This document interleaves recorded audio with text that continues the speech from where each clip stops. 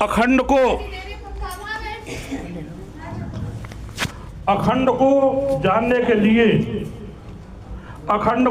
के लिए मुझे अखंड ही खड़ा होना पड़ेगा।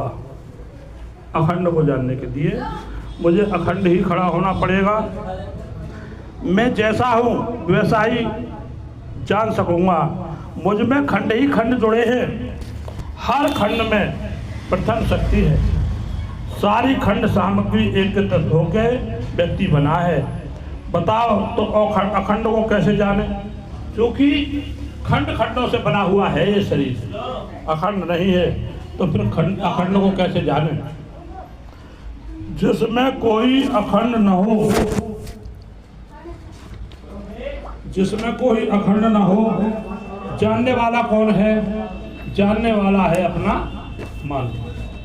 अगर किसी बात को जानता है तो मन जानता है, और जानने वाला मन है वो भी खंड खंड होकर जानता है।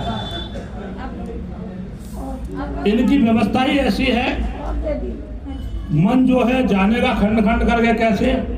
कर्म, धर्म, विचार, भाव इत्यादि, ये सब क्या है? खंड ही तो है, अखंड नहीं। ये सब खंड है इत्यादि, ये खंड है। कोई खंड शब्द तक पहुंचता और समूह होते ही सवाल ही नहीं रह जाता। अपनी ओर खींचने में लगे रहते हैं खंड खंड जो है। इसलिए खंड में होकर के अखंड को नहीं जाना सकता, और मन जो है वो खंड खंड होकर के देखता है। सारी इंद्रियों का जो संग्राहक है वो मन ही है, जो खंड खंड होकर के देखता है। अब जो खंड खंड होकर के देखता है वो अखंड को कभी पहुंच नहीं सकता। जितनी भी भाषाएं हैं सब मन की रची हुई है, सारी मन की रची हुई है।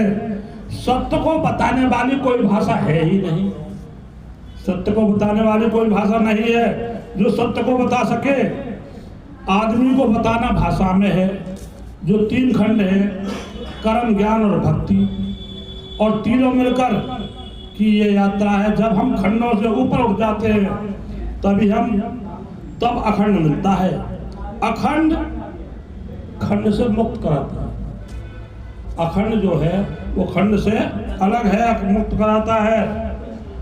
मनुष्य का मन खंड खंड की प्रक्रिया है। मन खंड खंड होकर ही देखता है और जानता है। जैसे आँख से देखा, कानों से सुना, नाक से सूंघा, जिह्वा से चखा और त्वचा से अनुभव किया, बुद्धि से सोचा। जो खंड खंड करके सोचती है, बुद्धि खंड को देख सकती है, अखंड को नहीं।